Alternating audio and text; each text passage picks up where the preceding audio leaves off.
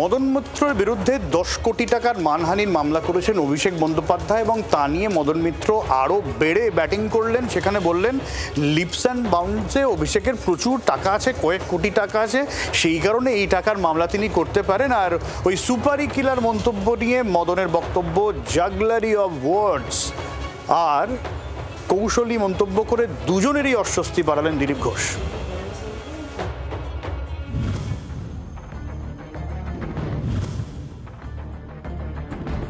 কামারহাটির বিধায়ক মদনের বিরুদ্ধে 10 কোটি টাকার মানহানির মামলার হুমকি দিয়ে আইনি নোটিশ অভিষেকের। মদন মিত্রের বক্তব্য, তার বাড়ি ঘর বেচলেও 10 কোটি হবে না। উল্টে তার বিতর্কিত মন্তব্য, লিপস অ্যান্ড বাউন্সে 500 কোটি, 1000 কোটি আছে, তাই অভিষেক 10 কোটি দেখতে পাচ্ছেন। আমি শুনলাম বোধহয় 10 কোটি টাকা। আমার পাড়ার সব প্রপার্টি, মানে যত লোকের প্রপার্টি আছে জনগণের প্রপার্টি, 10 কোটিও দেখতে পারে, আমি কোনোদিন দেখিনি।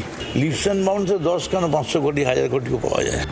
অভিষেক বনাম মদন মিত্রের বিতণ্ডায় কটাক্ষ করতে ছাড়েননি রাজ্যের গ্রামোন্নয়ন মন্ত্রী তথা বিজেপি বিধায়ক দিলীপ ঘোষ।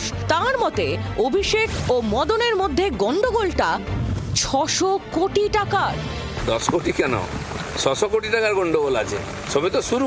কামারহাটির তৃণমূল কংগ্রেসের বিধায়ক, এই মুহূর্তে ঋতব্রত তৃণমূলের অন্যতম সক্রিয় সদস্য মদন মিত্র আজও জানিয়ে গেলেন অভিষেক বন্দ্যোপাধ্যায় সম্পর্কে তার যা স্ট্যান্ড পয়েন্ট, এই স্ট্যান্ড পয়েন্টে তিনি অনর।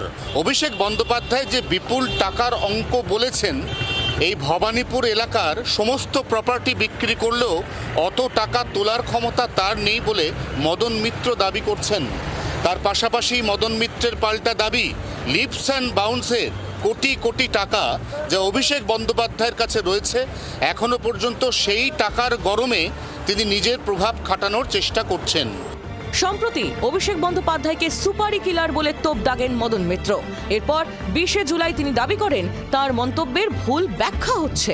21 জুলাই ঋতব্রত তৃণমূলের মঞ্চ থেকেও মমতা বন্দ্যোপাধ্যায় ও অভিষেক বন্দ্যোপাধ্যায়কে তোপ দাগেন মদন। অভিষেককে 2 ঘন্টা সময় দিয়েছিলেন ক্ষমা চাওয়ার জন্য, পাল্টা আইনি নোটিশ পাঠিয়ে ক্ষমা চাইতে 1 ঘন্টা সময় দেন অভিষেক। না হলে মদনের বিরুদ্ধে 10 কোটি টাকার মামলার হুমকিও দেন। অভিষেক, আপনি তো ক্রিমিনাল, আপনি তো মার্ডারার, আপনি তো পয়সা দিয়ে মার্ডার করেন, আপনি তো সুপারি দিয়ে মার্ডার করেন। You are having a criminal instinct. Supari killer মানে পয়সা দিয়ে লোক মারিয়েছে, এটা আমি বলতে চাই না।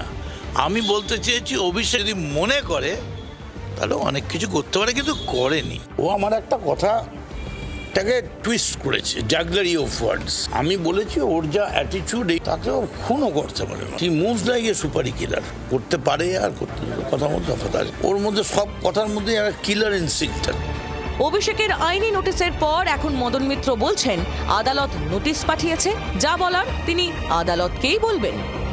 নোটিশ পাঠিয়েছে, আদালতের নোটিশ পাঠিয়েছে তো, আচ্ছা সে আদালতে উত্তর দেবে, দেখা হবে। কোর্ট যা ডিসিশন দেবে, কোর্টের কাছে যাবো, আমি উত্তর দেবো নিশ্চয়ই। যখন কোর্টে পাঠিয়েছে নিশ্চয়ই উত্তর দেবো।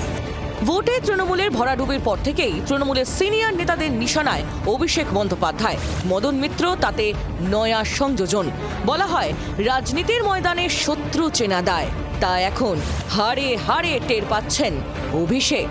অয়ন ঘোষালের রিপোর্ট, জি 24 ঘন্টা। বাংলার আওয়াজ, বাঙালির আবেগ, জি 24 ঘন্টা।